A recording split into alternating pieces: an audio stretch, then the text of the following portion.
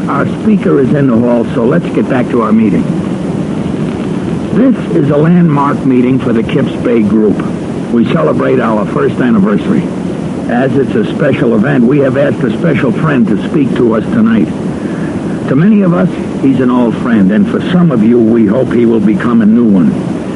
Usually, the Kips Bay Group is a closed meeting for alcoholics only. Due to tonight's special circumstances, we have opened the meeting to our families and friends. Our only request is that our guests respect the wishes of the group. The wishes are as follows. What you hear here tonight, take it home with you.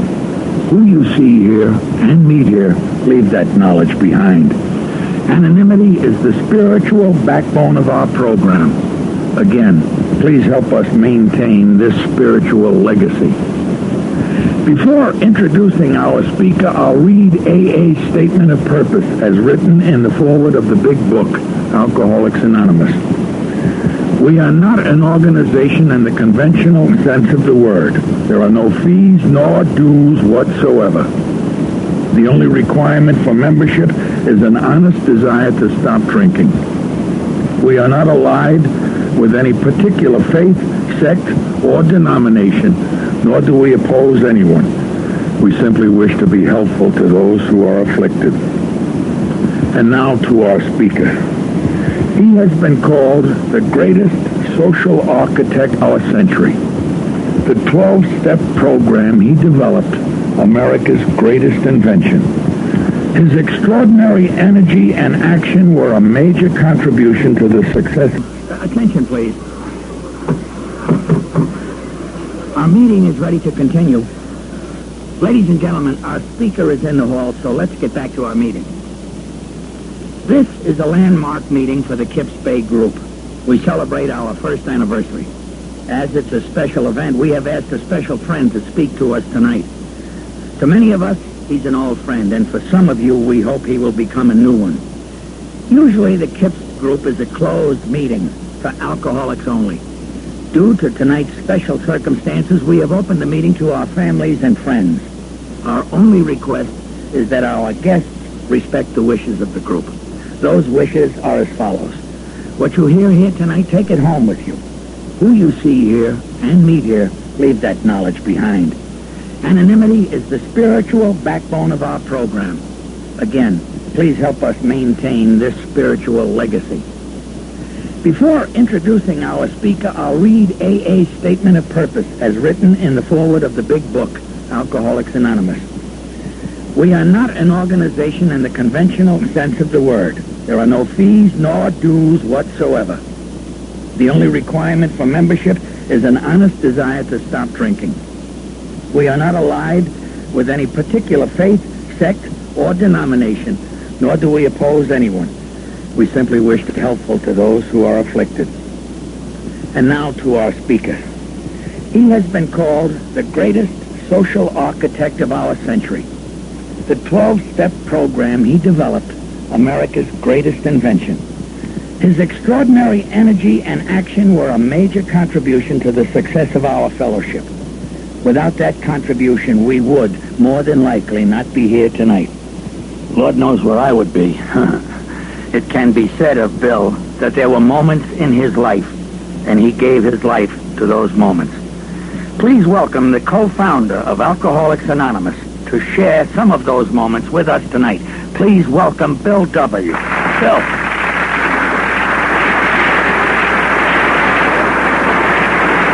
Thank you, sir. Thank you very much. I'm sorry I'm late, folks. Well, it was a chance that we weren't going to even get here tonight. I understand some of you in the hall already know what has happened today, but it's come as a terrible shock. And, well, here, let me read the telegram that we received 1 o'clock this afternoon. Dear Uncle Bill, well, it's addressed to William G. Wilson, the Alcoholic Foundation, New York, New York. Dear Uncle Bill, Dad slipped away peacefully at noon today at the Akron Hospital. We'll call you later with the funeral arrangements. Our love to you and Aunt Lois. And it's signed Sue and Bob Jr. Dr. Bob, my partner, your friend, our friend, died today. As I said, I wasn't going to come, but Lois, my wife, said, what better place could you come to than a meeting of Bob's friends? And I also got a call from Ed Dowling, Father Ed down in St. Louis, and he said, go. He said, go. It'll do you a lot of good. He said, just don't talk about yourself. Talk about Bob. Talk about the beginning. Tell our story. Don't just tell your story. He said, make it an Irish wake. And thinking about that, I decided that I would come, and I will share with you. So please, if I'm a little out of kilt here, just realize that I got some tragic news today. I did, though, on the way over, take a minute to jot down a few notes to sort of commemorate the event of this group's anniversary. And with your permission, I'd like to get that out of the way before we begin the meeting. We meet tonight to celebrate this group's anniversary, first anniversary in the life of Dr. Bob Smith. We thank God that he has freed many of us out of bondage. And we're here to tell all our friends about deep gratitude for all the help they have given us in this wholesale miracle of recovery, and to share with them and with each other the sure evidence of God's graciousness. So much for speech making. We don't make speeches, we just tell our stories. Tonight, though, it'll be a little bit different. It'll be our story. Well, let me see, where do I begin? I guess for us, for me anyway, the beginning was 16 years ago, 1934. The end of the summer, September. I was a patient up in Charlie Towns' hospital, up on Central Park West. I had been a patient there before. This was my fourth visit, third time that year. And I was upstairs, wrapped up in one of Charlie's canvas pajama tops. You remember the ones that tied in the back? And my wife, Lois, she was downstairs. She was talking to Dr. Silkworth, and he was telling her what he had just maybe an hour or so before told me. He was telling her that my drinking, which had once been just a habit, had now become an obsession. And that my body at last had developed an allergy to the very substance that I craved. And that I was dying. And that I was an alcoholic. He had this concept, this theory, after treating thousands of men like myself, that mine was a disease. A disease as any other disease, and a disease that was sure to kill me if I was left to my own.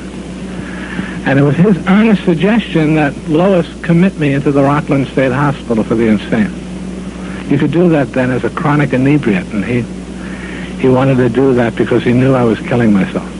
But all Lois could say is, but doctor, you don't understand. I never met a man like Bill who, when he made his mind up, could do anything. Why can't he stop this drinking? And again he repeated, he has a disease. Hard to understand, harder to treat, but a disease nevertheless. And that he better follow her advice, his advice. Lois, of course, was distraught, and I was upstairs going over those words myself, and I was just as distraught, just trying to say, why me? You know, typically alcoholic, why me? Why did this happen to me? And I went back over my life, and I could see certain events perhaps that brought me on the road to it, but why me? I did not set out to be this way. Perhaps if I had to look for a reason, was the fact that my father had a problem with alcohol. That was the reason for my parents' divorce when I was 8 years old. My sister and I and my mother were abandoned by my father as a result of his drinking. My mother left shortly. I was made to live with my grandparents, my mother's parents. My grandfather instilled in me at an early age a strong, strong desire to be number one. And I guess the capstone of all of that was at 12, in my earnest rush to be number one, I invented, or was in the record books as an inventor, the first American boomerang. I had gotten a book from Grandpa when I was 12 on my birthday that, in passing it to me, he said, you know, the Aborigines, you know, they can make a boomerang. And I just went after that tooth and nail to prove that I could be an equal to an Aborigine. And after 6 months, a 6-month power drive, I created the first boomerang. It worked. And from that day on, my grandfather started it off. I was a number one man in his eyes, and as far as he was concerned, in everybody else's eyes. Little realizing at the time that I was setting up an emotional boomerang that was going to last me the rest of my life. The need to be number one in everything I did. So perhaps that was the reason for my turning alcoholic. I only drank for 17 years, picked up my first drink when I was 22 in the Army. Stationed up in Massachusetts with my wife. 17 years later, I'm lying in a hospital bed, an alcoholic.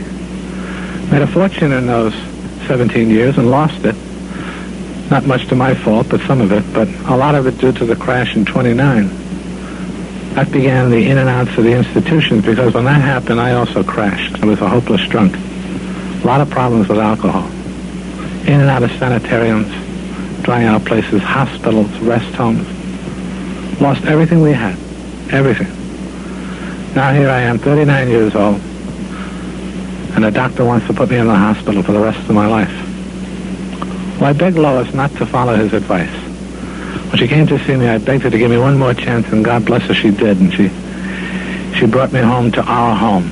In reality, it wasn't our home, it was my brother-in-law's. We were living rent-free over on Clinton Street in Brooklyn Heights. Lois had a job in a downtown Brooklyn department store making $22 a week. Everything we had that was of any value had been sold long before this. And I was a chronic drunk. But she brought me home anyway, and she gave me that one last chance. And in the next 2 months, I proved the doctor wrong. Totally, absolutely wrong. I didn't leave the house, but I got sober. Stark raving sober, I guess you'd call it, but I got sober. After 2 months of just staying inside that house, I knew that the doctor had made a mistake. I was not an alcoholic. I was not a drunk.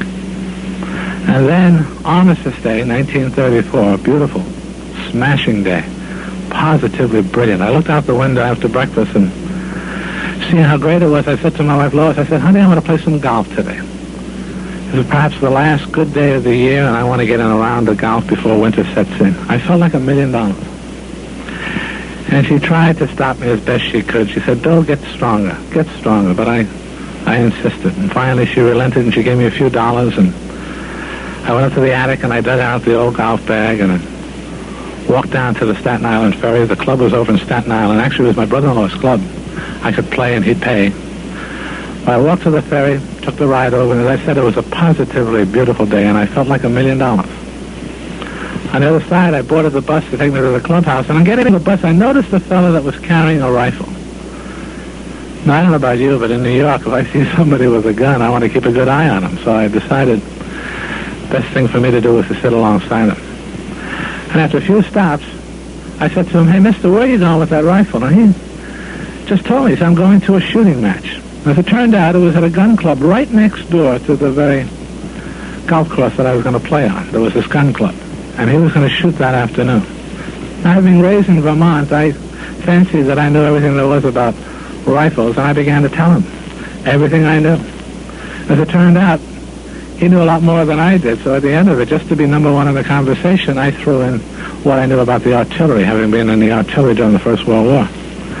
And lo and behold, I became number one in the conversation. He was impressed. And we were settling down for a very comfortable ride when all of a sudden the bus was rear-ended by a taxi cab. We had to unload to see the damage, and there wasn't much, just a few bumps and bruises, but nothing of any significance. But it was sufficient that the bus driver, had to wait to make out a police report, so they called for a replacement bus to continue the trip. Well, we're standing on the curb, my newfound friend and I, when he spots an old speakeasy across the street. And he says to me, why don't we wait there? He said, it'd be a lot more comfortable, and the driver can come for us when the new bus arrives.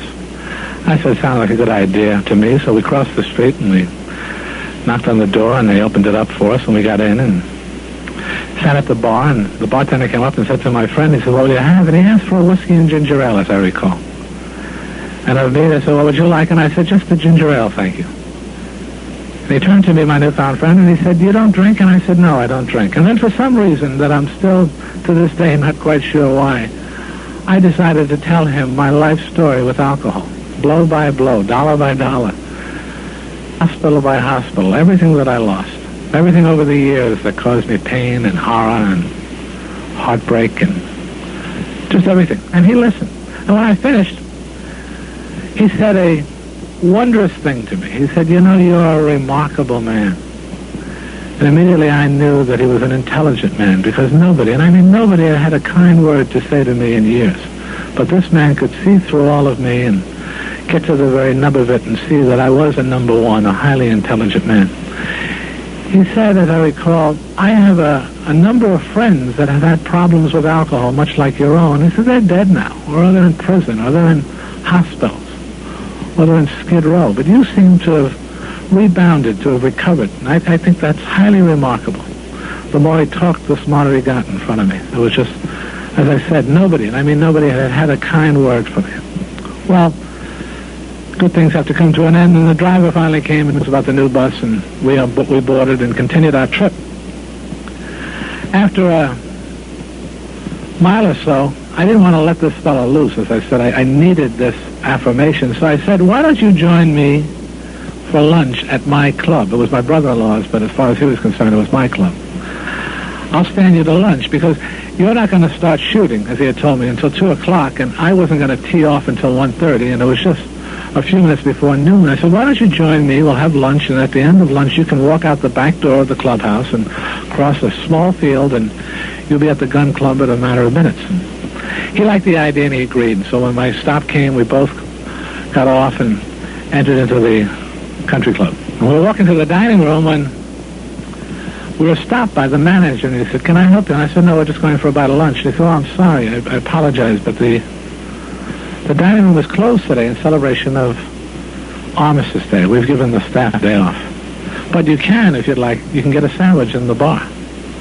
My friend said to me, will that bother you? And I said, no, not at all. I've already passed the test. I'd gotten out of that saloon in one piece. I'm sure I could do it again. So we crossed over, and we went into the bar and sat up on the bar stools, and eventually the bartender came over to service, and he said, what do you have? And my friend again asked for a whiskey and ginger ale, and I asked for a ginger ale, and we ordered sandwiches. And my friend, as I said, was getting smarter by the minute. He said, you know, you're fantastic. He said, you're in a sea of alcohol, and there were bottles all over the place. I mean, it was just loaded with every type of liquor you can imagine. He said, you are remarkable. You're just absolutely a wonder, because you're in a sea of booze, and it's still not pulling at you. And I knew that I was cured.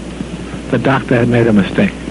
I was so delighted. I couldn't wait to tell my wife. Well, we drank our drinks and we had our sandwiches, and finally I asked the bartender for the bill so I could sign it so my brother-in-law wouldn't have any problems paying it. We were about ready to leave when the bartender came back over, and he put down 2 mixed drinks, one in front of me and one in front of my friend. And he said, gentlemen, these drinks are on the house in celebration of Armistice Day. Without a moment's hesitation, I reached over and I picked up mine and I drank it down. When I turned to my newfound friend, he didn't look smart anymore. He had the dumbest expression I've ever seen on a human being. And all he could say to me is, mister, you've got to be crazy. Absolutely crazy. After what alcohol has done to you, for you to take that drink, you must be insane. And all I could say was, you're right, I am insane. I am crazy. That night, my wife found me in the areaway, the space between the outside door and the inside door of our home. I had fallen, apparently cut my head, and I was bleeding past her, still clutching that bag of unused golf clubs.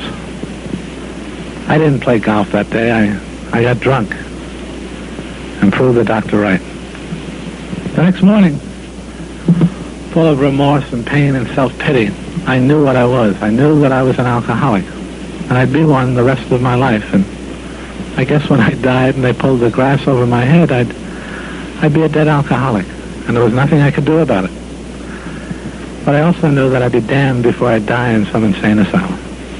I decided then and there that I would drink myself to death, or get the Dutch courage that I needed to take my life.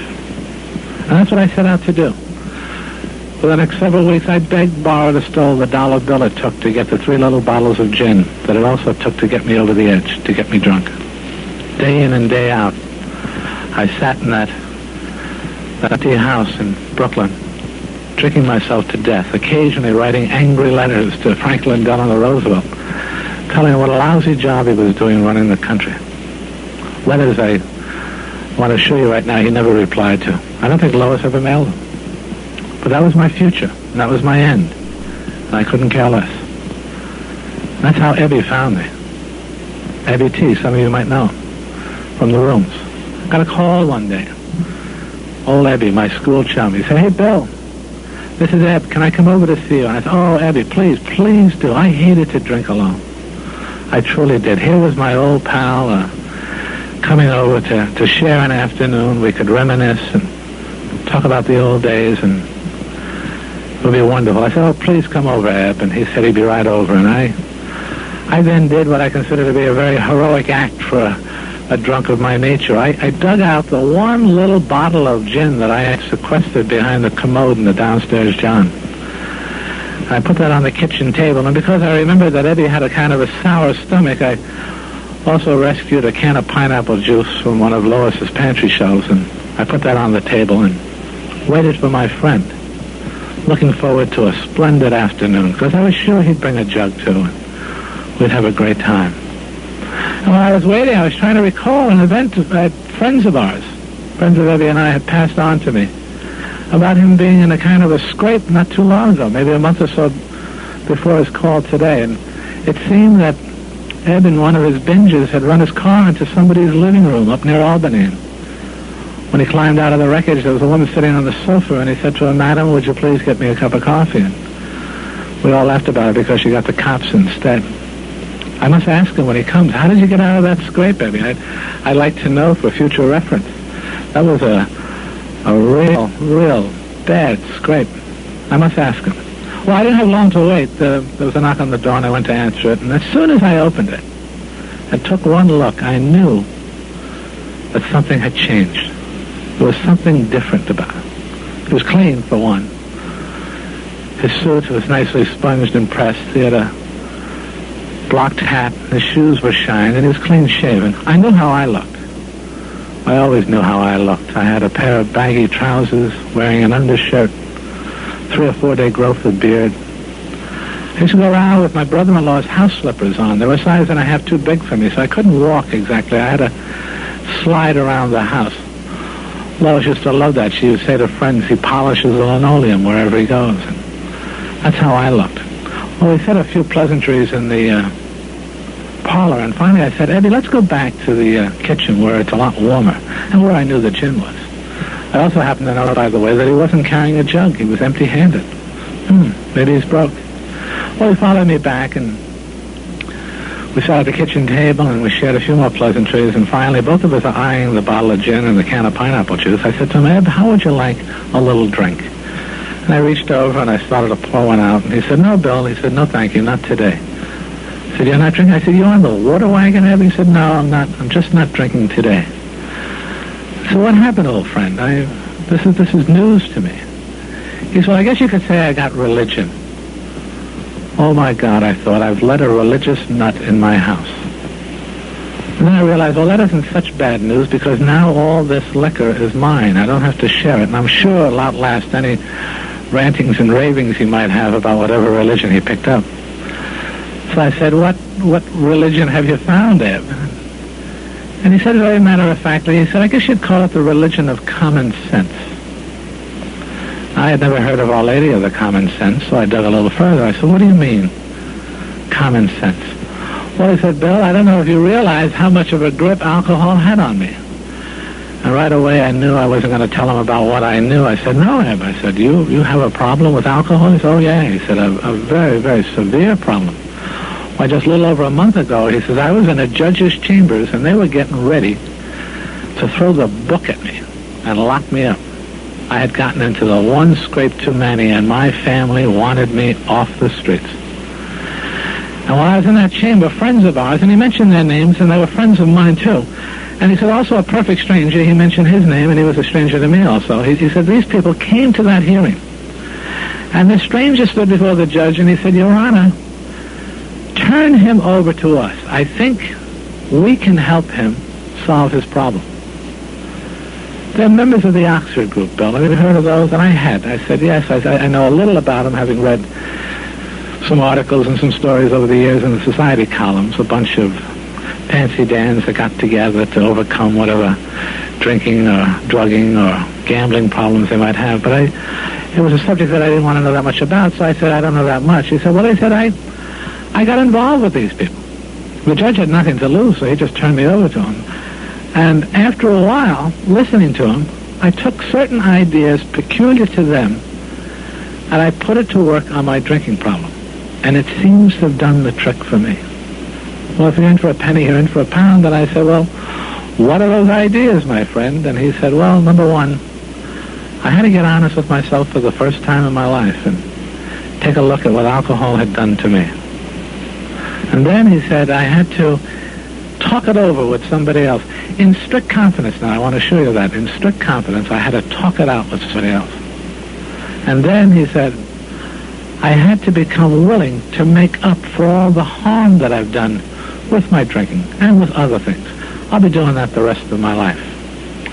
Then also he said, I had to also become willing to help people like myself. And when I heard that old Bill Wilson was holed up over in Brooklyn drinking himself to death, I said to my friends, let me take a crack at him. And that's why I'm here today. Well, I was offended. I said, wait a minute, Eb, I don't know who gave you that idea that I was drinking myself to death, but you're wrong. I might be having a couple of bad spots here, but I'm certainly not doing that. Well, I said, all right, I could be mistaken, he said. And I said, well, is that what you picked up all the ideas? He said, no, there was one other. And he said, I know it's going to jar you, Bill, but I have to tell you this nevertheless. I know where you stand on this issue, but I had to also come up with asking God for help to do those other four things, to keep me straight and keep me on the beam. I had to ask whatever God I could come up with for help. And I know that jars you. And he was right. And I said to him, thank you, but no thanks. And we got up, and I walked him to the door, and I saw him off. So much for a pleasant afternoon with my friend Eb. The idea, somebody coming into my house and talking about some personal arrangement with a God was just absolutely ridiculous. I'm an engineer by training, and I do allow for the natural order of things, and I can conceivably consider a supreme consciousness. But the idea of some personal deity that you can help overcome life's problems was absolutely ludicrous. So much for my friend Ebby. I went back to drinking. But a funny thing happened over the next couple of days. I couldn't get a sight of Ebby out of my mind. He became another obsession. All I could do was think of him sober and me drunk. I knew what I was. And I kept saying, there's something wrong with this picture. What's wrong? And eventually I realized I should be sober. Because I was the number one man. I was number one in everything. I should be sober. I should be the one talking to the likes of Ebby. There's something wrong about this. And the obsession grew and grew and grew until finally I began to realization, I guess you'd call it, a moment there, some brief moment. I began to realize that had I cancer and Ebby showed up and he told me about a cure for cancer that was in the hands of some, quote, great physician, unquote, I would have followed him on my hands and knees to wherever that physician was located. Had I cancer. And yet I had a disease much like cancer. It was killing me. And I wouldn't do anything about it. The more I thought about it, the more I realized that I was definitely insane. That I had to check this out. I made a living as an investigator, as a security analyst. I could analyze this Oxford group. I could take a good, hard look at them and see perhaps if they could help me. I could do it on the QT. Nobody would have to know. Perhaps Lois, but nobody else. Maybe Ebby, if he saw me there. But I would go over to where they met, and I'd observe them. And if they had something for me, perhaps I'd take what I want and leave the rest behind. So I told Lois about my idea one evening, and she, God bless her, she helped me. The next day, we cleaned me up. And finally that afternoon, with a few dollars that she gave me, I took the subway into Manhattan to check out the Oxford group. They used to meet over at the Calvary Mission on 23rd Street. Some of you might remember the place. And I, coming up out of the subway, realized immediately that I had made a great mistake. I'd taken the subway over from Brooklyn. I went over to the west side of Manhattan instead of the east side where the mission was, which happens to be also the longest stretch in New York from the east to the west. And because it was early, I decided, well, it wasn't too bad. It wasn't a bad day. I'd walk over. I had plenty of time. I'd just walk over the few blocks and be there in plenty of time for the meeting. After a few blocks of walking, though, I found myself looking into the windows of some of the saloons that I passed by to see perhaps if there was somebody there I might know. There wasn't. I continued to walk until finally in desperation, because I was getting closer to the mission, I crossed the street to one of my favorite watering holes. I looked in that window, and there was nobody there that I knew, so I decided perhaps I was missing something. I'd step inside to take a really good look. I stepped inside, and I looked around, and again, there was nobody there I knew, so I thought, why don't you wait? Perhaps somebody's going to show up. And I waited. I don't know about you, but if you're going to wait in a saloon, you should have a drink, because otherwise you'll look conspicuous. So I asked for a beer. I drank it, and then I asked for another beer. And another beer and a shot to go with it. And before you know it, I forgot any plans I had for an evening that hadn't even begun yet. I went into my usual blackout. So much for meeting God in Manhattan. But, as also was my custom, in a little while I came out of the blackout, and I found myself talking to a man with a very heavy accent. As I determined after a minute, he was a fisherman from a Finnish sailboat, or fishing boat, I'm sorry. He was a sailmaker. And I realized that he was a fisherman, but I was in town to talk to fishers of men. This was a mistake. And I said to him, Mister, come with me. We're going to meet God. And because I had a few dollars in my pocket, he came with me. We could drink later. We got down to the mission. The services had already begun. Tex Francisco was at the door, and he barred us from coming in because we were too obviously drunk. And push was coming to shove, and I was getting ready to get my usual beating when Ebby showed up. And he sized up the situation. He said to Tex, I'll sponsor them in. I'll sit on them. If they act up, I'll scoop them and get them out of there. And I got into the mission. For those, again, that recall the joint, the smell was overwhelming.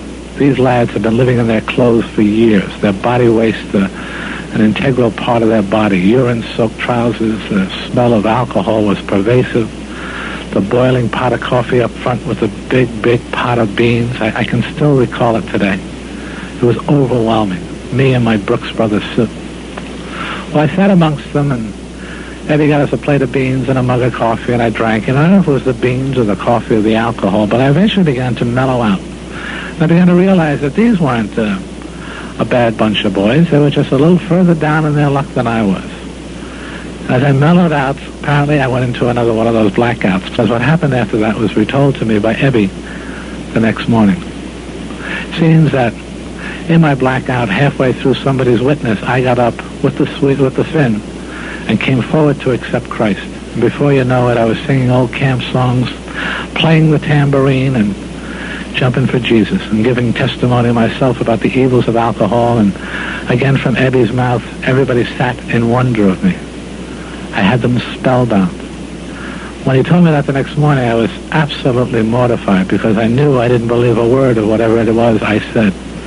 I just knew that I could never go back to Manhattan again. The idea of some drunk coming up and saying to me, you were great the other night at the mission, it appalled me. I also realized that this was really the onset of the insanity of alcohol, and I was on a downward slide that would never, ever, ever be the same again. I was finished. And he didn't argue, he left. He said, you had me convinced. Going out the door, I said, Bill, you had me convinced. I thought you had it. And I sat home really feeling sorry for myself. Lois was at work. And then I realized something that I hadn't realized earlier that morning. When Lois was going off, I reached into my trousers pocket and I took out money. And I turned it over to her. And I realized that I had never done that in years. I never came home with money. I spent every dime I had. Before I come home, I'd be dead broke. I couldn't go buy a bar with a dime. Apparently something did happen. What it was, I don't know. But I knew that if I was ever going to pull myself back from the abyss that I was on, I had to find out. So I decided I would get sober. I would sober up and go back to the Oxford group and really take a good look. Now, how do you get sober? With my experience, you go into Towns Hospital. My brother-in-law paid, always paid, the $125 it took for the 5 days to sober me up. Well, I don't know about you, but if you're going to get sober, you should get drunk first. No one's going into the hospital with a hangover. What a waste of $125. And it seems I was foolish enough to give my money away to my wife. I only had 6 cents, a penny and a nickel, and I took a nickel to get it on the subway. So I realized you can't get drunk even in Brooklyn on a penny. So what I did do is I got dressed and I went out and I scrounged around a few of the stores in Brooklyn Heights until I came up with the one store that would give me credit. And actually it was Lois's credit. And on her tick, I got 4 bottles of beer. Drank 2 right away because I was very thirsty. Wound up trying to give one away on the subway to a stranger. He wouldn't take it, so I drank that. And then wound up finally walking into Towns's hospital waving the one bottle of beer over my head that I had left, spotted Dr. Silkworth and in a drunken state said to him, "Doc, I found the cure." And he took one look at me, took one look at the bottle, and he said, "I see you have, my boy. You know where your bed is. Go upstairs and get into it." And I knew where my bed was. And I went upstairs, undressed, finished the bottle of beer, and went to bed. 3 days later, free of sedatives, free of alcohol, I lay in that bed full of remorse now. Self-pity, anger, rage, and total, absolute humiliation. I realized that I had just done another terrible thing. I had no intention of checking out the Oxford group, drunk or sober. No intention. I had just cost my brother another $125, and I also cost my wife not to speak to me. What a terrible, terrible thing to do. When I looked up and standing in the door, it was my friend Eddie. And the first thing I said to myself was, here's a fellow that practices what he preaches. I heard the staff mention how cold it was when they were coming in on shift, and here was my friend come out in that cold to see me. And all I could say was, here's a fellow that really works his program. And all he said to me is, "Gee, Bill, I'm sorry to see you in here again. I really thought you had it the other day, but I guess I was mistaken. If you ever need any help, please don't hesitate to give me a call." And he began to go. I said, "Wait a minute, Abby. What was that little neat formula you had that you got from the Oxford people that got you sober?" He said, "Simple." He said, "You get honest, you talk it over with somebody else. You make up for the harm you've done, help other people, and you ask God for help, whatever God you come up with, to do those 4 things." And he mentioned the G-O-D word again, and I said, "Thanks, but no thanks." I still gagged at the idea of a personal God. What a joke. What a waste. And I lay in that bed, and the evening wore on, and it got darker and darker in that room until finally, in almost total darkness, in that bed of pain, I sank into one of the worst depressions of my life. And I was no stranger to depression, but this was one of the worst. I kept going down and down and down until finally it felt that I was at the bottom of a pit, a deep, dark pit. And then, for one brief moment, again one of those moments that Pete mentioned when he introduced me, for one brief moment, my proud obstinacy left me, and I found myself crying out, more in anger, I think, than in pain. If there is a God, let him show himself to me right now. I will do anything. Anything. Let him show himself to me. The room lit up in an intense white light, and I was caught up in an ecstasy that words cannot describe. In my mind's eye, it was as if I were on a mountaintop, and a wind, not of air, but of spirit, flowed through my body. And it burst upon me that I was a free man. The obsession to drink left me. That obsession that absolutely pervaded my total being left me. Eventually the ecstasy subsided, and now I found myself back in that hospital bed, but this time surrounded in a presence of pure joy. And I realized, this number one man, that I was a part, if only a tiny part, of a universe ruled in justice and love by a loving, compassionate, personal God. And all I could say was, so this is the God of the preachers. This is what they've been talking about all these years. Eventually, I have one of these inquiring, rational minds. Eventually, the mind began to say, my God, Bill, this is the granddaddy of all hallucinations. This was that slide into madness that Dr. Silkworth talked about. This was the end. And I became frightened. So frightened that I got the nurse and I asked her to get Dr. Silkworth. And she did.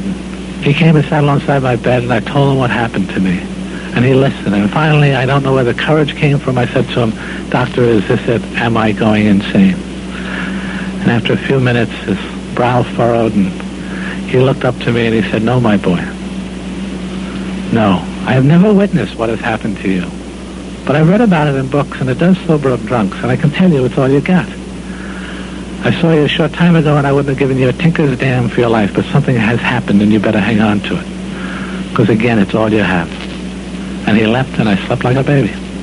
Next morning, I told Evie what happened, and he went out and came back a few minutes later, and with him he brought a book called The Variety of Religious Experiences by Dr. James, the Harvard psychologist. And he said, Bill, you'll find what happened to you in this book. It's the toughest book I ever read, but I devoured it.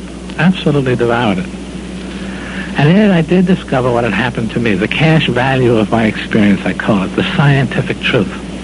This doctor had chronicled a number of experiences, some, the illuminating type that I had, the sudden one that overcomes people. And then he also went on to illustrate the gradual experiences that other people have over a period of time through the help of other people or in fellowship or in service. They all undergo a transformation, a conversion. But the one thing that they all have in common, the one key ingredient, is a state of calamity. They are all in a sense of powerlessness and hopelessness before anything like this can occur. And this is what happened to me. I had this sudden illuminating experience. And then typically alcoholic, I said, but why me? Why did this happen to me? And then I realized my drinking had so isolated me that it was as if I were in a cave. And my friend Ebby, well, first, my family over the years, and my wife in particular, stood outside that cave asking me to come out. And I couldn't get out. I couldn't find my way out. And finally, Ebby, he showed up outside the cave. And finally, after having been a captive in a similar cave, he entered mine. He knew the way. And he took me by the hand and he led me out.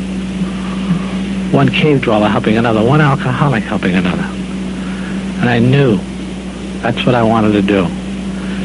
I wanted to help other people like myself. I left the hospital. I joined the Oxford group. And I came forth.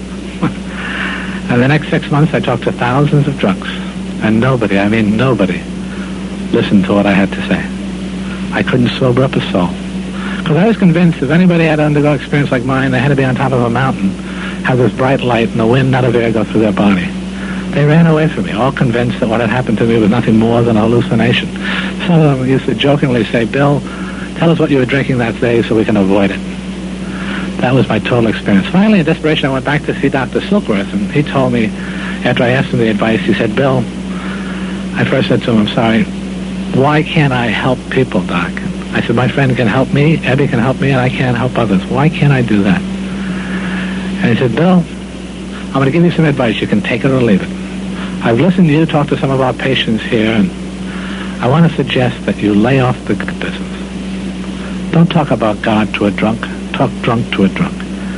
And after you make the connection, one alcoholic talking to another, talking about the lies and the losses and the deceit and the pain and the anguish and the heartbreak. Once you make that connection, then talk about the spiritual program. But make the connection first. And I began to do that, and they stopped running away. Nobody got sober, but they stopped running away.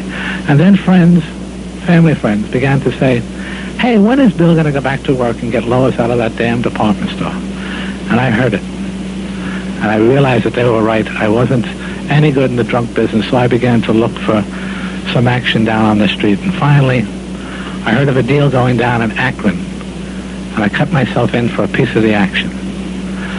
But folks, before I go to Akron, I got to stop for... Please turn your cassette over now for the conclusion. Thank you.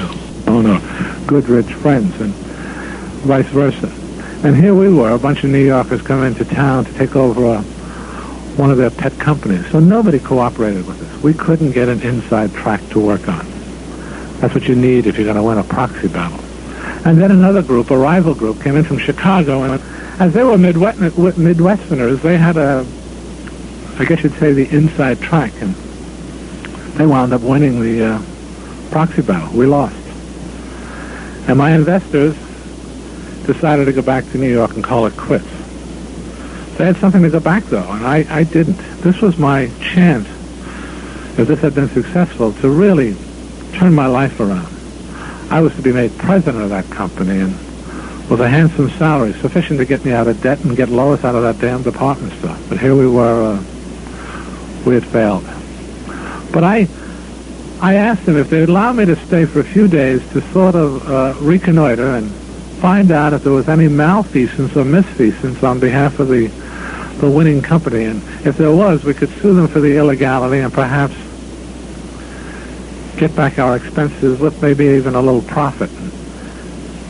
My partners had nothing to lose. The hotel was paid forward for a few days, so they said, go ahead. If you want to stay, that's up to you. And they left, and I stayed behind. And that's how I found myself that Saturday in May 1935, day before Mother's Day, walking up and down the lobby of the Mayflower Hotel, pacing. At one end was the desk clerk, and At the other end was the hotel bar. And I just walked backwards and forwards, waiting for Monday, waiting to go to work. Feeling very, very sorry for myself because it was a failure. Mine was a last gasp. Finally, I found myself no longer pacing, but I was standing outside of the bar, and I was listening to the noises that a bar makes and all the nostalgia that it was creating inside of me. And finally, I decided that I'd go in and have a glass of ginger ale and strike up a conversation, thereby passing the day. And as soon as I said it, I realized what had happened to me on that trip to Staten Island. And I realized further that I didn't want a glass of ginger ale. I wanted to get drunk. I had $10 in my pocket, and believe me, $10 in those days, you could be king for a day in Akron with $10. But I also had been sober long enough, or without a drink long enough, to realize that I should be frightened by the way I was thinking, and I was frightened. I was rationalizing, and that frightened me. And then I thought, well, what's been keeping me sober? Why am I sober if I can still think this way? And I further realized that it was working with drunks, working with other men like myself that kept me from drinking. That's what had worked. Even though they didn't get sober, I stayed sober. And I said, if I could find a drunk to work on, by God, I need him more than he needs me. I need to find a drunk to talk to. But I was a stranger in town. I knew nobody. I couldn't go to the bar and ask somebody if they wanted my help. They'd beat me up. I went back to pacing. And then after a few minutes, for no reason that I know of, I found myself reading a church directory in the center of the hotel lobby. And at the bottom of the directory, there was one name that just leapt out at me. The Reverend Walter Tunks. As a boy growing up in Vermont, when we took a walk in the woods, we took a tunk. And that was hunch enough for me. I bet on that hunch. I went over and I dropped a nickel into the phone and I dialed, and the Reverend Tunks answered the phone. And for those of you that are bowlers, it was what you'd call a 10 strike. I had called the #1 fan of the Oxford groups in Akron, Ohio. I told him my plight, what I wanted, that I was a runhound from New York, here on business, that I'd been sober for 6 months, I was a member of the Oxford group, and I think I could help another drunk. Did he know any? Well, he was at first hesitant. He could deal with drunks one at a time. He didn't know if he could handle them 2 at a time. Well, finally he said, I don't know any drunks, I'm sorry. He said, but even if I did, in confidence, I couldn't share their names. But I do know members of the Oxford group. Here, let me give you their names and numbers. And with that, he gave me 10 names of 10 members of the Oxford group. I went and cashed $1, and I got 20 nickels. I went back to the phone booth, and I sat down, and I began to dial those numbers. I went through the first 9 in a matter of maybe 10 or 15 minutes. And they were either not home, or they knew nobody that I could help, or they hung up on me. Simple as that. Finally, I was down to my last name, and I took a deep breath, and I dropped the nickel in, and I caught a man who was busy packing his bags, leaving town for the weekend. He was already late. And I told him my story, and he listened. He said, I'm sorry I can't help you. I don't know any. But he said, here, call this woman. Perhaps she can help you. And he gave me her name. And my heart sank. Her name was Henrietta Seiberling. I said, my God, this has got to be Frank Seiberling's wife, the fellow that started Goodyear. I knew him. We were members of the same clubs in New York. I couldn't call him up and say, hey, this is Bill Wilson. Do you remember me from New York? I'm now a drunk. Do you know any drunks, or does your wife know any drunks that I could help? I couldn't call him. I just couldn't put myself to do it. The more I sat in that booth thinking about this, the more I realized that if I didn't, I'd get drunk. Finally, taking another deep breath, I dropped the nickel in, and I dialed the number. And Henrietta answered. Henry, we call her. I told her my story and what I wanted. All she said was, come right over. And she gave me the address. And I came right over. She wasn't Frank Seiberling's wife. She was his daughter-in-law, soon to be ex-daughter-in-law. She was in the process of divorcing the young heir. She was living in the gatehouse. She wasn't in a mansion. She was down by the side of the road. She had moved there so her children could be close to their father. She had embraced the Oxford group several years before, when this divorce process began, to get the help that they offered. You see, the Oxford group was not a religion. It was a non-denominational, fundamental movement that sort of tried to practice a kind of Christianity they felt belonged shortly after the death of Christ, in the years right after the death of Christ, when there was no hierarchy and there were no rules or regulations. It was just people helping people through all types of crises and helping them with their faith. That's more or less what the Oxford group was. They met together, they shared, they had gatherings. We called them house parties or drawing room conversations. And people just prayed and meditated together and helped each other through difficult spots. And that's what Henry had joined it a couple of years before when she got into the divorce process. And they had helped her a great deal, and she was very active in the movement. And 2 weeks before my visit to Akron, and before my call to her, at one of their sharings, a doctor, a well-known surgeon in Akron, told his group that he had a drinking problem. It was his deepest, darkest secret, and he shared it with the group. Yet everybody in town knew it. Everybody in town knew that Dr. Bob Smith had a problem with alcohol. But to him it was a deep, very, very deep, dark secret. Bob used to tell this of himself. There was a joke in the medical societies that, you see, he was a rectal surgeon, a proctologist. They had an inside story about him that you bet your ass when you went to Bob Smith because you never knew if he was going to be drunk or sober. And yet when he shared this, he was sharing his soul. Well, Henry, because she was especially fond of Bob and of his wife, she took to praying for him. He became very, very active in her prayers. She asked God to help him. And then, out of the blue, she gets a call from me saying that I can help drunks. And all she could say was, "This is manna from heaven. Come right over." And I came over, and she interviewed me. She interviewed me to find out if I wasn't indeed a drunk. Now, I've had interviews in my life where I had to prove I wasn't a drunk, and here I was trying to prove to a total stranger that I did indeed have a problem with alcohol. And when she was convinced, she went over to the phone and she called Ann Smith and said, "Ann, I've got a fellow here from New York that can help drunks. Bring Bob over." And Ann hemmed and hawed for a few minutes and came up with a couple of lame excuses about why they couldn't come over, but Henry would hear none of it. She finally wore her down until Ann had to tell the truth. She said, "Henry, we can't come over." Bob came home this afternoon with a potted plant for me for Mother's Day and put it on the kitchen table. And now, as he's more potted than the plant, he's under the table. I couldn't wake him up if his life depended on it. Well, Henry wasn't going to be put off by that. She said to her, "Listen, Ann, I'll tell you what I'll do. I'll get this fellow to come back tomorrow. You bring Bob over for dinner tomorrow at 5 o'clock, and we'll get these two fellows together." And she asked me if I could come over, and I said, "Certainly." I had no place to go until Monday morning.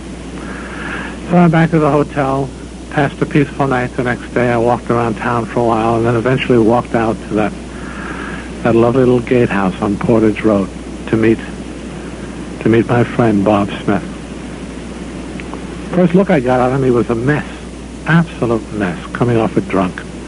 I guess I said the right thing. I said, "I bet you could use a drink."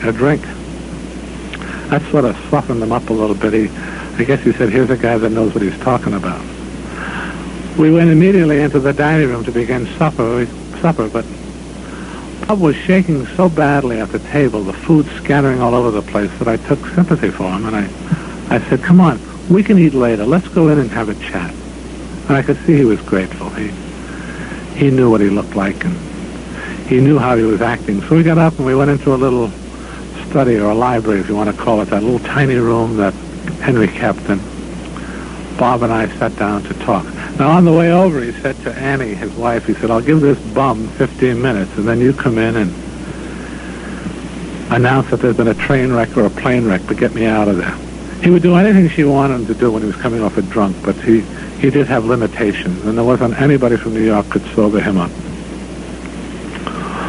Well, before we began, thank God, I recall what Dr. Silkworth had said, and I began to practice that advice.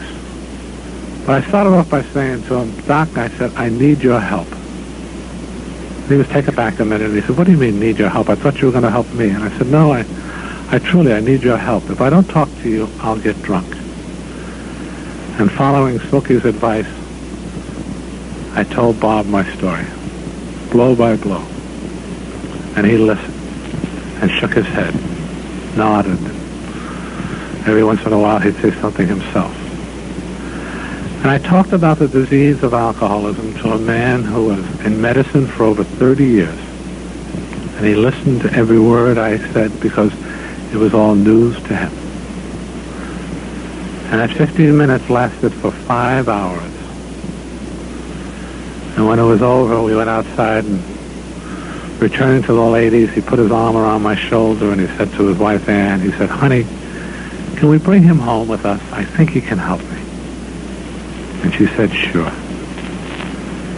A few days later, when my bill had run out at the hotel, I moved into Ardmore Avenue with Ann and Bob Smith and their children, Sue and Bob Jr. I was given young Bob's bed. He was put on a cot. I was made Uncle Bill to the children right away. And the love and the joy and the beauty and the grace and the wonder that came out of that hallowed home, I will never find equaled again on the face of the earth. Every morning the three of us, Ann, Bob, and I, would go up to a little sewing room that she kept upstairs, and we'd sit after breakfast and say our prayers and read from the good book and meditate and share for an hour. They always ended with Annie saying, faith without works is dead. And I'd go off to work to find out if there was anything done illegal to us, which there never was. And Bob would go off to whatever practice he had left, and Ann would stay home, keeping house and watching the children. And then in the evening we'd come back, have dinner, and then Bob and I would go to an Oxford group meeting, or if there were none, we'd go for a walk, and we'd talk and we'd share, and we'd talk about this, the significance of one alcoholic helping another, and perhaps there was great merit to this, and that perhaps we could set up a kind of a chain reaction, helping other people. And after a couple of weeks, Bob got sober. It was wonderful, truly wonderful. Then one morning at breakfast, he announced to Ann and I that he was going to attend the AMA convention in Atlantic City. He hadn't missed one in 30 years, and he wasn't going to miss one now that he was sober.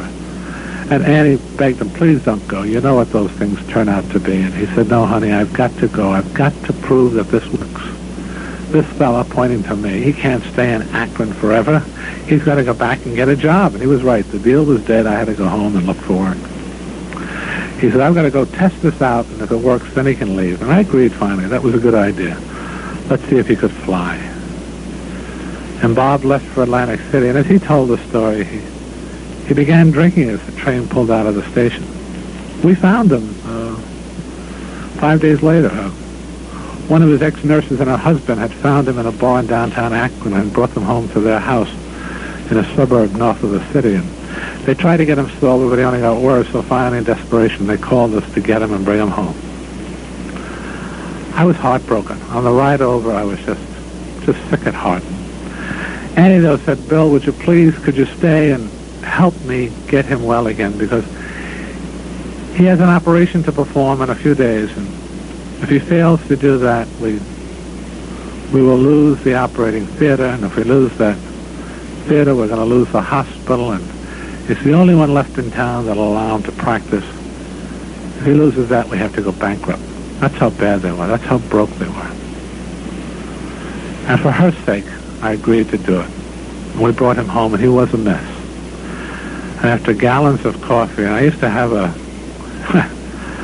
hangover cure, even tried to get it patented once, cold sliced tomatoes, sauerkraut juice, and carob syrup. We shoveled that down his throat, and whatever stayed down, I guess, got him sober. I walked him up and down Ardmore Avenue in front of the house. And after a few days, Bob got well enough anyway to go in and do the operation. I drove him in.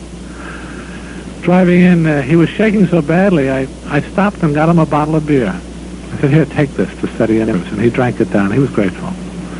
We went to the hospital, and he got out, and he was walking up the steps when all of a sudden he stopped, and he returned to the car, and he leaned down, looked in the window, and he said to me, I'm going to go through with this. I said, go through with it? What do you think I've been around here for? I mean, I was sick of him. I really was. Go through with it. Go ahead. Get it over with. And he left, and I drove home to wait for him to call for me to come and get him. That was 7 o'clock in the morning. 10 o'clock came and there was no Bob. 12 o'clock, no Bob. 2 o'clock, no Bob. I made arrangements to get a train that evening to go back to New York. He was drunk. Forget about it. Ann was broken-hearted. 5 o'clock, we heard a cab pull into the driveway. Ann went over and peered through the curtains, and she said, "It's him." I said, "How does he look?" And she said, I can't tell. Finally walked in the door, and he put his bag down, and there was that pregnant moment, that pause. You spouses of us, you know the regiment. You know what it's like. There was that pause when nobody can say a word, and then finally Annie said, honey, where have you been? We've been worried sick." Where had he been? He'd been all over the city of Akron, to everybody and to anybody that he had ever harmed or to whom he owed money to. He made amends to each and every one of them, telling them all that he was an alcoholic. And that's what he meant when he said he was going through with this. He was beginning to practice one of those steps that we had taken from the Oxford group. And that was the 10th of June in 1935, and he never drank again. And I didn't go home to New York that night. I stayed. I was so happy. The next morning he said to me, "You know, Willie, you and I are not going to stay sober talking to each other. We needs must find another drunk to help. Are you game? Can you stay a little while longer?" And I said, "Sure." I was so thrilled. He went over to the phone, he picked it up, and he called the Akron hospital. He said, "Hey," he said, "I have a fellow here from New York that's got a cure for drinking. Is there anybody down there we can talk to?" And the smart aleck nurse said, "What about you, Doc?" He said, "Well, he has." He said, "Are you sober?" He said, "Yes." "Well, that's good enough for me." She said, "We have a fellow right now, young Southern boy, lawyer, used to be part of the city council. We got him tied down in bed. He just blackened the eyes of the head nurse. Been on a terrible drunk. He's going to be committed to the Ohio State Hospital when he gets out of here. Self-committed. Will he do?" And Smitty said, "Yes, he'll do fine, thank you. Give him some sedatives and we'll be down by and by." And then without my realizing or knowing anything about it, he had the man put into a private room so we could get him out of the ward and talk to him in private. At his expense. And that evening we went down and we met the man in the bed. Now, in those days, when you were taken out of a ward and put in a private room, it meant usually only one thing. You were dying. So we showed up. This fellow was frightened out of his wits. I mean, the sweat was pouring off his body. He was tied into the bed. I mean, if he could sunk through the mattress, he would have. His eyes were bulging out of his head. And when we stepped in the door, as far as he was concerned, we were two undertakers come to measure the body. He was that frightened. It took us a minute or so to reassure him that we weren't what he thought we were. Finally, he settled down, and we each of us told him our story about what it was like, what happened, and what it was like, which is what we were doing right now. And he listened, the eyes going one to the other, one to the other, his arms outstretched, tied to each side of the bed, looking up at us. And you could see the peace of God settling over him as he began to realize that indeed he wasn't dying. Finally, when we finished, we said, "What do you think?" And looking up at us, he said, "Gee, fellas, I'm happy for both of you, but it's too late for me. I wish you all the luck in the world, but I'm a goner," he said. I dare not leave here. I'll kill somebody on my next drunk, I'm sure of it. I've asked to be committed into the Ohio State Hospital. It's too late for me, but I wish you all the luck in the world. He said, I didn't give up on God. God gave up on me.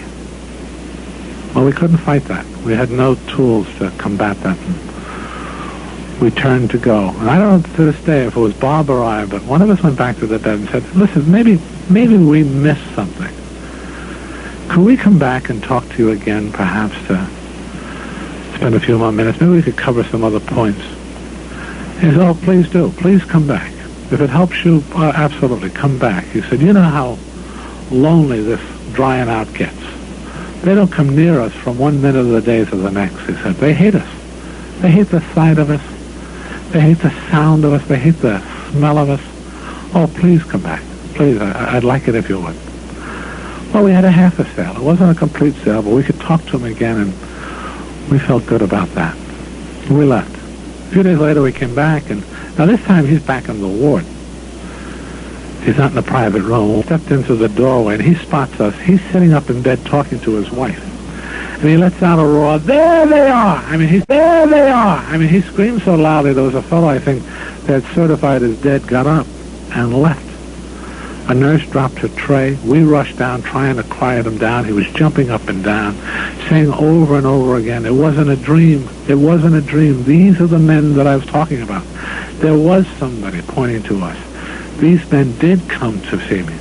He had thought it all was a figment of his drunken imagination. And he pointed to me. He said to his wife, honey, this man, he said, is a stockbroker. Come here on business. Come to see me. He's a drunk just like me. And pointing to Smitty, he said, and this guy, he said, honey, he's a Heine doctor right here in the hospital. Come to see me. Tell her, he said, tell her what you told me. I haven't been able to get the sight of you two men out of my mind. Tell her what you told me. And we each of us in turn told her again our stories. And throughout our whole telling, he kept saying over and over again, see, I told you. I told you. And when we finished, he said, honey, get my clothes. I'm going home.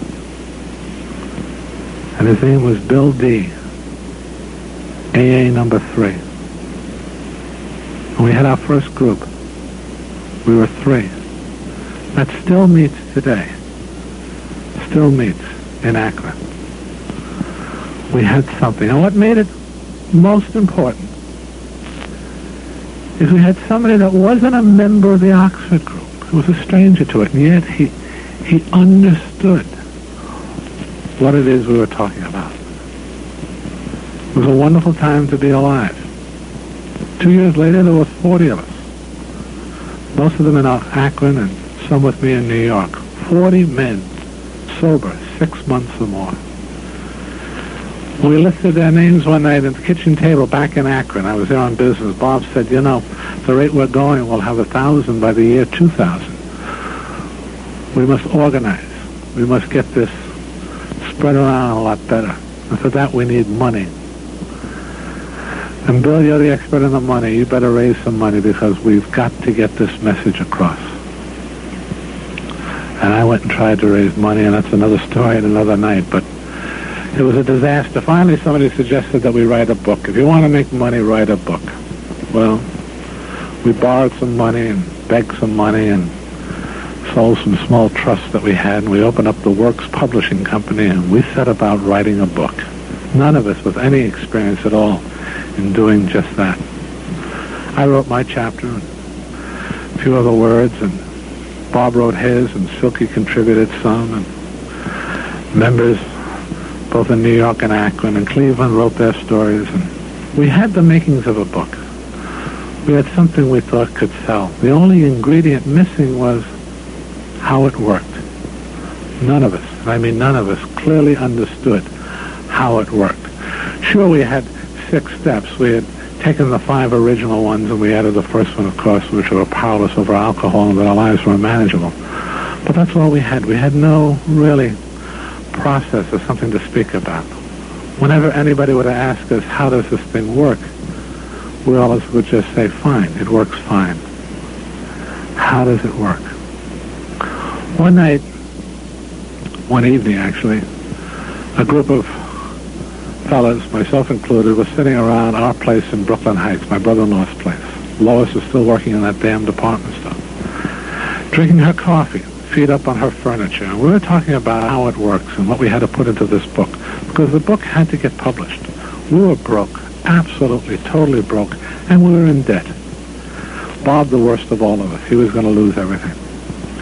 We're sitting around, and we were talking up the idea that if we were going to make it a bestseller, we must keep God out of it. This was 39 now, and this is the year that the World's Fair opened up, and it was the world of tomorrow, and science was selling. Anything on science was selling. So we'd make it a scientific book. We wouldn't make it a religious book or a spiritual book. We'd downplay that and talk about science. And I was in agreement. I mean, I wanted to get something to sell because we needed the money. And Lois came home from work, and while she was in making another pot of coffee, she overheard this conversation. And then all of a sudden, there was a loud crash in the kitchen, and she came out, and she was so angry, she threw everybody out of the house. Everybody, with the exception of me. I lived there.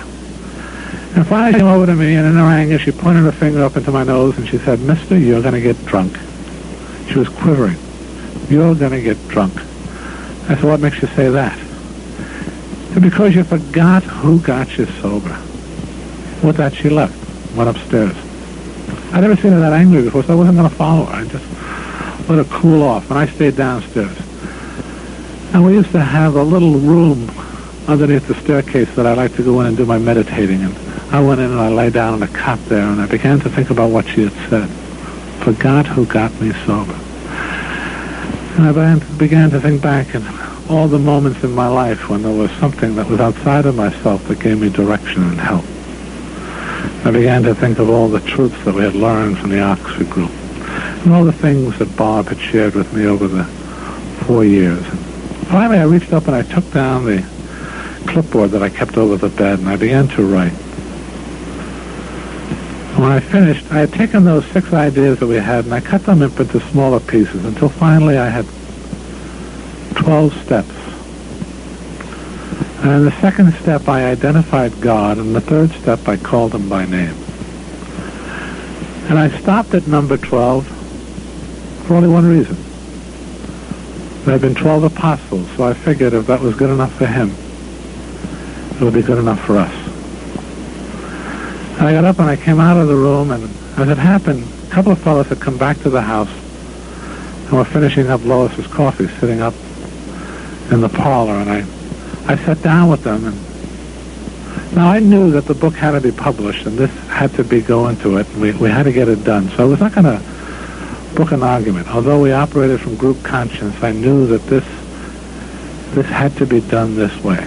So I told them that this is what we were going to go forward with. I read them the 12 steps, and they listened, and they said, "No argument, Bill. No argument." And then one lad said, "Would you mind, though, if you would add that whenever you use the word God, would you also say, 'as we understood him'?" And I said, "Okay." And we had 12 steps, and we had a book. The only thing missing was a title. I, in all modesty, suggested the Bill Wilson movement, but that got shot down right away. Somebody else had suggested The Way Out, and I liked that. That had a neat ring to it. But we had a friend going down to Washington on a business trip, and he checked in with the patent office, and it turned out that there were already 12 titles, The Way Out. We didn't want to be number 13. So we went back to the drawing board. Now, there were 100 men sober then in 1939, so somebody suggested, let's call it 100 Men. And that had another nice ring to it, and I thought that'd be great. And wouldn't you know it, the first woman showed up. We couldn't say 100 men plus a woman because people would say, what happened to women? So we went back to the drawing boards. And one night at a meeting, they brought a fellow in from Bellevue, and just almost out of his mind, and he was babbling throughout the whole meeting. Anonymous alcoholics, anonymous alcoholics. Finally, I had to pick him up and bring him back to the hospital, where he eventually died. And I liked the ring of that, and so did some other people. But then, when we were going to call the book Anonymous Alcoholics, somebody said, no, put the alcoholic first. Put him first. So we named the book Alcoholics Anonymous, which became the name of our society. And we printed 5,000 copies and sold 102. The girl bought 2. Couldn't give them away. But again, that's another night and another story. Please invite me back if you want to hear about it. It's a lot of laughs. But today now we're 100,000. I don't know how many hundreds of thousands of these books we have sold. But we began to grow. Thank God. Now this book It's merely a suggestion. We don't have all the answers. Believe me, we don't. Just see to it, when you say your prayers in the morning, ask God, what can I do for the guy or the gal that are still suffering? And the answers will come if your own house is in order. But trust me, you can't give away what you don't have. See to it that your relationship with him is right. Turn yourself over to his care. Admit your faults to another. Clear away all the damage you've done in your life. And be active. Help other people. And have a full, wholesome, beautiful life. AA is an utter simplicity encased in a mystery that nobody understands perfectly. Least of all I. Nobody understands. Our strength comes from our weakness. The fact that we know what we are. We know our weakness. That's where we gain our strength. We need to achieve some form of humility before we're going to have any kind of a resurrection.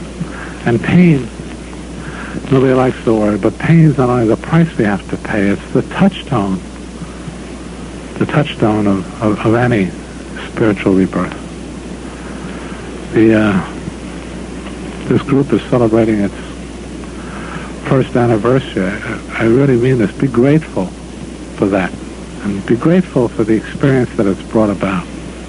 But don't depend upon it for 1 minute for the needs of today. The art of life is to live 1 minute, 1 day, 1 moment at a time. And to make that moment, that day as perfect as you can. I want to thank you. I'm beginning to preach now, so I want to stop. I want to thank you for allowing me to share some of the moments of our life, yours and mine, because you're all a part of it. And I realize now that my friends, my wife, were right when they said that I should come here tonight and share our story. It has done me a world of good. I would hope that you... Where did I put my coat? Oh, here it is. I would hope that you would invite me back again when I come back from Akron, because I will need your support more than ever then. I miss him already. Bob and I, we were both from Vermont. He was raised 50 miles away from my home. He's 15 years my senior. He was from an aristocracy. His father was a judge. We were country bumpkins. I was born in a saloon. He was a physician, Bob. He was trained to accept people the way they were and to work with them as they were. Me, all my life, I'm a promoter, a seeker. I've been always reaching out for something new. My spirituality, my quest for truth is something that has hounded me. But Bob, my friend, he was always nearer to the truth of things, nearer to the power I sought. He found it in his simple approach to life. And I think that placed him closer to our Creator than any man I've ever known. I guess that was needed to get this thing going. Bob's simple inner life and mine, to which I guess nothing is ever going to be simple. I'm grateful that I was able to be in Akron this weekend with Bob. We had some piece of business, AA business, that you're going to hear more about in the springtime, to do with the Board of Trustees. And I went out to talk to him about it. For those of you who were at the convention in Cleveland last July, you witnessed his last talk. You'll never hear a finer speech in all the history of AA, where he could take these 12 steps and cut them down to 2 words, love and service. It's beyond me. But that was what Bob could do. Bob was a surgeon. He was always able to cut things down to size. Well, I was with him, and I want you to know, although he was in a great deal of pain and a great deal of suffering, I had all his attention. I had all of his energy and all of his calm reassurance. People have said to me over the years, Bill, you're the heart of AA. If I'm the heart of AA, then Bob was its soul. And the blood of my heart. Well, anyway, when the meeting was over, I had to go catch a train back to New York, and I walked out, and he followed me. As we got by the hall closet, he stopped for a minute. He said, "Wait a minute, Bill," he said, "here." And he reached up into the closet, and he took down this old Irish country hat that he'd worn so many years, and he handed it to me. He said, "Here, Bill, put this on, wear it. It's raining outside, and I don't want you to get sick. You've got too much work to do." Now, for those of you that are not aware of it, there's a history between Bob and I and this hat. I have wanted it for 15 years, since the first day I laid eyes on it. I swiped it a number of times. Lois kept mailing it back to him, but here he was giving me this, his favorite hat. I just couldn't say a word. I said, maybe I keep my mouth shut or he'll change his mind. And I turned and I went, and I was walking down the path to the cab, and for some reason I turned back, and he had followed me out on the porch. He was standing there, and he had that beautiful broad grin of his, and he was smiling. And all he said to me is, "Don't louse this thing up, Bill. Keep it simple. Keep it simple." My God, he'd been saying that forever. This is my friend, my partner for 15 years, a man I never had a hard word with. And he said, "Keep it simple." I turned away, little realizing that it was going to be the last time I would see him alive. And I did know it. I wish I had. And then tonight, coming here to talk to you, I reached up into my hall closet to take down this hat. But only then I realized that although I didn't know it, Bob knew it. You see, it wasn't raining in Akron that night. He just found a loving, simple way to say goodbye. And in so doing, showing me again how simple this program was. All we do is pass things on.